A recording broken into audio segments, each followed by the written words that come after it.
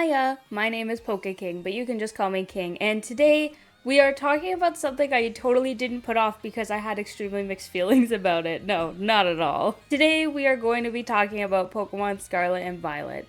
This video is going to be formatted in two main parts, the stuff I liked and the stuff I didn't like, to determine ultimately where this goes on my mainline ranking list. Now, I do think I dug into this game a little bit more than some would, so maybe I will be able to share some different opinions on this that are unique, but I also feel like everyone widely knows what this game did right and what it did wrong.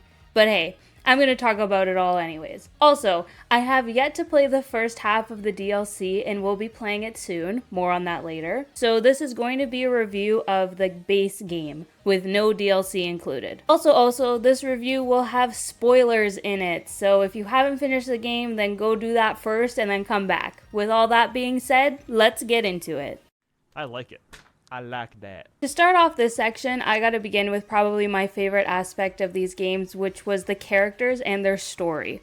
Holy hell, Game Freak did not need to go this hard with the story, but I appreciate the fact that they did. The many branching backstories and themes really reminded me a lot of Sun and Moon's characters and story, and it was so well done. Arven was a character I didn't really care for when I saw him in the trailers and early game, but his story with Mabofstiff made me cry. In the end, when you find out Turo/Sada have been dead the entire time, and Arven didn't even know that they were replaced by a robot, is just heartbreaking. You can tell even though Arven hadn't had a great relationship with his parent, he still feels the weight and impact of losing them, and not even knowing it until much later. Arven quickly became what I consider to be one of the best characters in all of Pokemon, and I originally didn't give two shits about him. And of course we have to talk about Pokemon tackling a bullying story. Penny and Team Star kind of seemed a little bit like a joke when they first got announced in the trailers, and the only meaningful thing I could say about them was the admins had cool outfits and designs, but the Team Star grunts themselves look so stupid, and I felt like having generic school bullies/bad kids was a bit tiresome, and I was worried because I got Team Yell vibes from them. But I was pleasantly surprised to find out that their story was much more than that. Each member of Team Star was bullied and outcasted from the school, so they retaliated. While I do think the ending is a bit unrealistic with Penny talking to them all and then Clavel, just kind of accepts them all back into the school and everyone is friends again, and he vows to just end bullying just like that. It was a bit weird, but honestly, I understand that Game Freak wanted to give them a happy ending, so I overlooked some of those things. Penny herself is a great character as well and an amazing leader. I liked her playing both sides to ultimately try to get her friends in Team Star back and learning to be open to new friends along the way as well.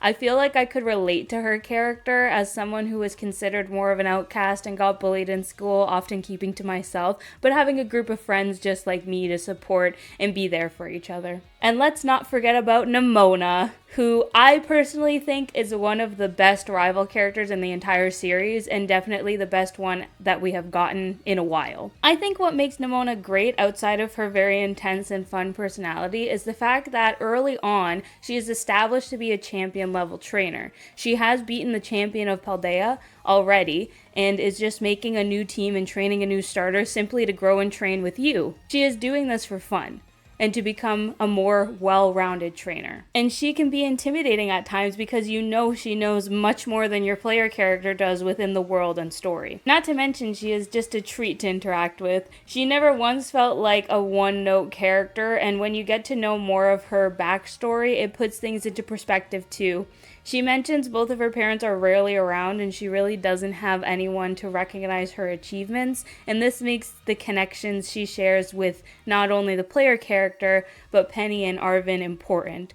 This also makes her connections with people like Gita and Clavel more important too, because they are the ones who are there to be proud of her and cheer her on. Lots of these characters revolve around similar story themes, the main one in my opinion being family, or found family to be more exact. I actually think that this was a very smart way to go about a game primarily based in Spanish culture. Family is extremely important within many Spanish cultures, and it was a great direction to take the story for a region based in these cultures. And I like that at the end, it all kind of comes down to Penny, Nimona, and Arvin realizing that their family has been the friends they met along the way the entire time, and to stick together with them for years to come. Stepping away from the story a bit here, I did also really enjoy how fleshed out the lore was. Pokemon games always tend to introduce some new lore to us, and these games were no exception. Introductions to Paradox Pokemon was an amazing way to expand the lore that was already hinted at in older games, and introduce new and interesting concepts and Pokemon within the lore of this region and world. One of my favorite Pokemon games ever is Legends Arceus, and I enjoyed it so much because it covered uncharted portions of the series,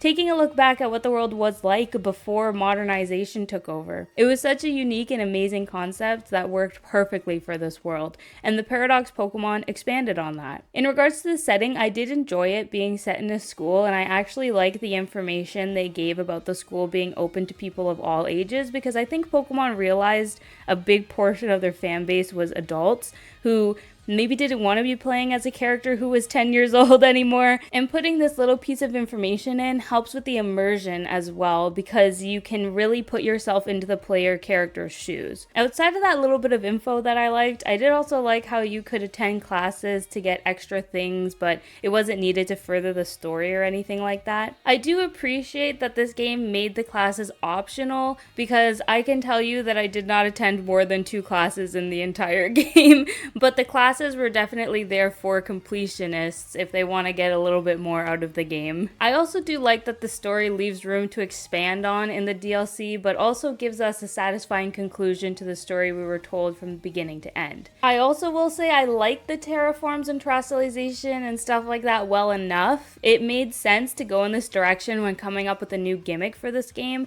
and I really like that there is a way to change the terra types in the game as well, because it adds another layer of strategy and it encourages players to do the Terra raids to get the shards too. Terra raids in general were really fun, and I found myself sinking lots and lots of time into them in the post game, because the Herba Mystica you can farm for shiny hunting sandwiches and the shards as well. I actually did feel an incentive too to complete the Pokedex for the shiny hunting charm, which, fun fact, I actually have never 100% completed a Pokedex in any Pokemon game ever except Violet, because I actually had no reason to complete it before, so I think that enhanced my playing. And I can't move on without mentioning the Spanish representation. From the town names, to the characters, to the Pokemon, to the food, oh my god, the food!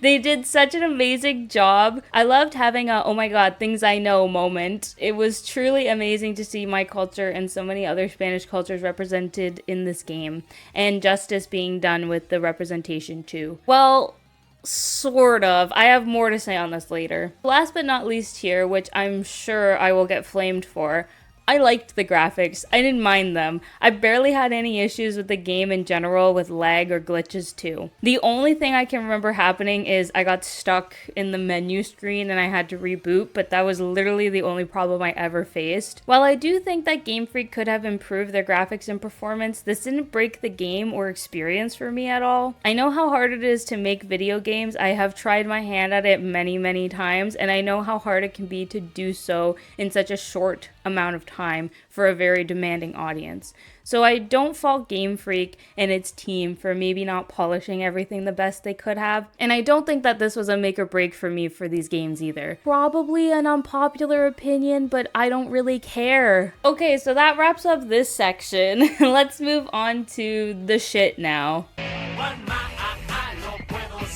So one of my main issues with this game was actually the open world environment. I really like open world games, but the problem with Scarlet and Violet, and also the problem with a good handful of other open world games, is that it's so easy to get lost in them if you aren't given clear instructions. I spent a lot of time just wandering around and not knowing what I was supposed to be doing next, and God forbid you take a break from playing because I have a shite memory and I boot up the game and I have no clue what the fuck I'm supposed to be doing. When I first played this game, I also thought that you were supposed to challenge Mela first because all the trailer material was suggesting that she was the first admin that you fought in Team Star, but holy shit was that fight infuriating because of how underleveled I was. And then I went over to Giacomo and absolutely blew through him like saloon doors. A tiny bit of direction would have went a long way. I luckily didn't do this with the gym leaders or Herba Mystica stuff because there was a little bit more direction, but dear God, give me something to go off of. The more linear nature of old Pokemon games, including Legends Arceus as well, helped to balance the level curves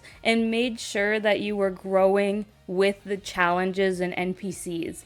But this took that away, and some might find that fine, but I just found it confusing and irritating. And I will also mention the performance issues here. While I personally didn't run into many issues on my playthrough, I know other people who did, and those folks had to deal with a lot of lag, glitches, and unpolished shit. This reminds me a lot of the whole security breach situation. For those of you who don't know, Steel Wool Studios wanted to go fastballs to the walls with open world and huge interactive environments, but ended up suffering with performance issues and bugs, which left a lot of fans getting game-breaking glitches that was a pain to play through. When they came out with the DLC, there was barely any glitches or performance issues, and I think a big portion of that was because the DLC was more linear or like on rails, and a lot of people liked it more for that too. And honestly, the entire idea that massive open world games are bigger and better and where the future is going, and you need your game to have a huge open environment for it to mean anything in modern gaming is a flawed idea and concept, but that's a conversation for another time. Moving on to something that is probably way more personal for me here is the actual designs of the new Pokemon we got in this game. Like,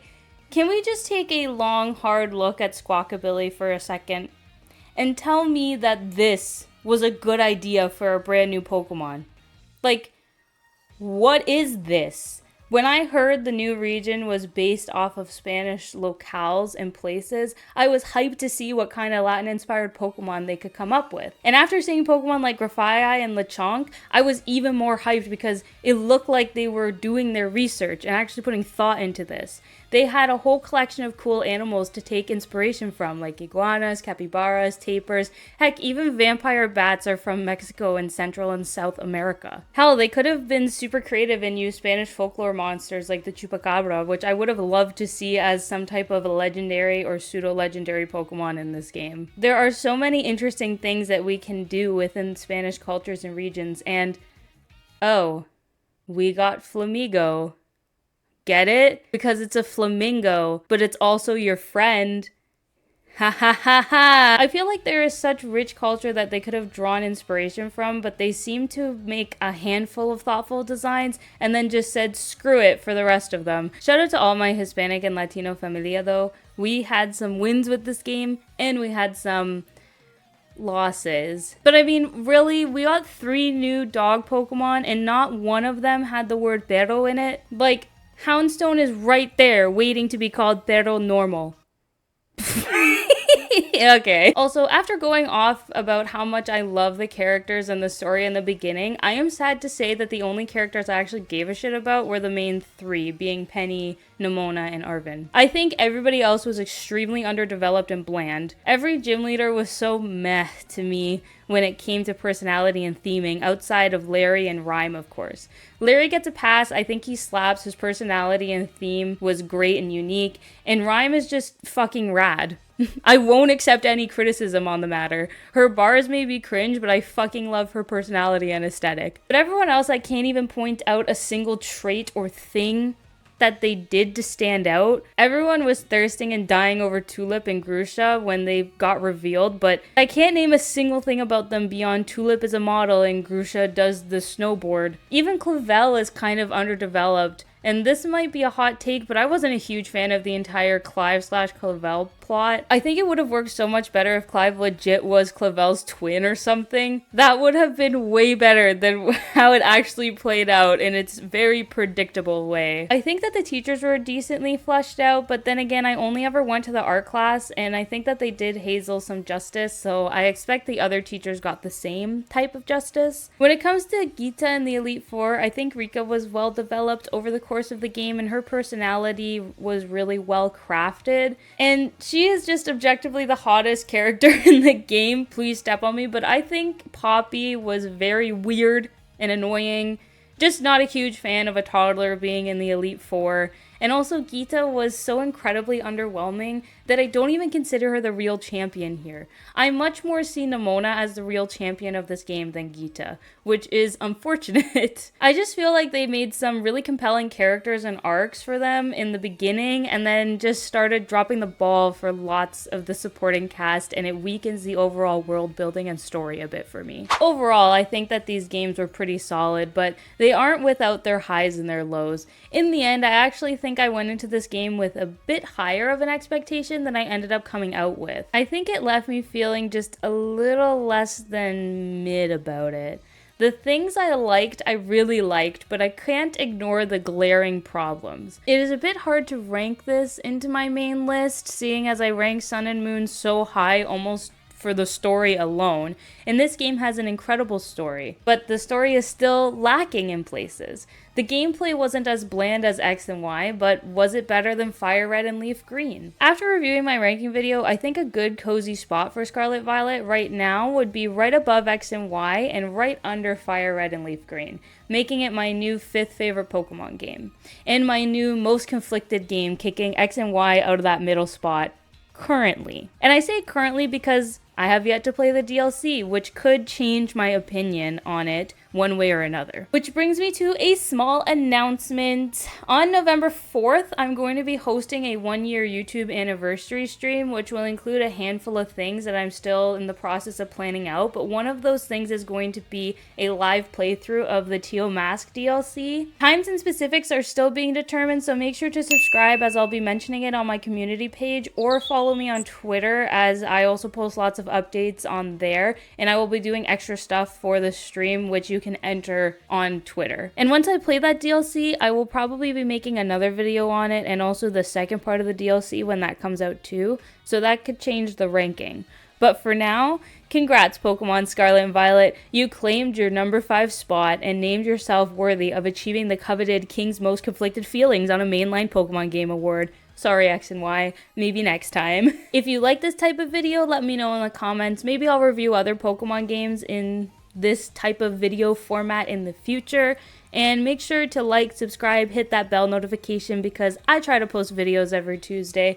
And I hope you all have a wonderful rest of your day, and I will see you in the next video. Bye!